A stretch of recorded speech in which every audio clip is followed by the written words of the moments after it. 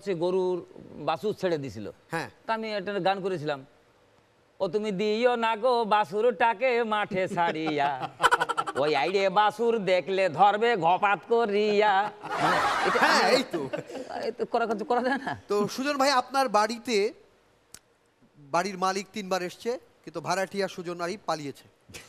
তো এইবার বাড়ির মালিক ফোন করে বলল যে আমি 3 দিন তোর বাড়িতে গেলাম, দেখা পাইলাম না, আমি 3 দিন। তো এবার আপনি সঙ্গীত শিল্পী, আপনি কিভাবে উত্তর দেবেন? আমার ওই যে সবচেয়ে পছন্দের গান, হ্যাঁ। একবার চোর একটা গান শুনিয়ে দিবি সাথে সাথে। টাকা করি ধন সম্পত্তি অনেক অনেক বাড়ি গাড়ি, আহা! ঠিকানার ওই ছড়া ছড়ি আমি তুমি বাড়াবাড়ি, মরলে সঙ্গে যাবে না কোনোই কিছু তোমার অংশীদারি। ঠিক আছে?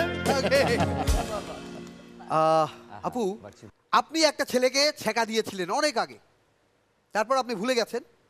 কিছুদিন আগে আপনাকে একটা প্রোগ্রামের দাওয়াত দিয়েছে, সেই প্রোগ্রামে গুড পেমেন্ট আপনাকে গাইতে হবে। গিয়ে দেখলেন যে আপনার সেই বয়ফ্রেন্ড সুন্দরী একটা মেয়েকে বিয়ে করছে। ইস, সেই প্রোগ্রামে আপনি শিল্পী, কি গান গাইবেন? ফাইটটা যায় রে ভাই। বন্ধু যখন বনায়া আমার বাড়ির সঙ্গে দিয়া, বন্ধু যখন বনায়া আমার বাড়ির সঙ্গে দিয়া, রঙ কইরা ফাইটা যায়, বুকটা ফাইটা যায়, ফাইটা যায়, বুকটা ফাইটা যায়। আরে, দারুণ দারুণ।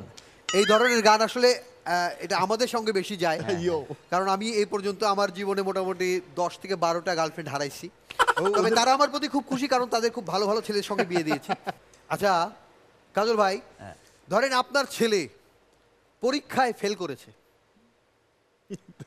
মেজাজ আপনার চূড়ান্ত গরম, মারতেও পারছেন না, কিছু বলতেও পারছেন না, এরম সিচুয়েশনে কি গাইবেন, কি বলবেন? ছেলেই উল্টো আমার গান শোনাবে। কিরকম?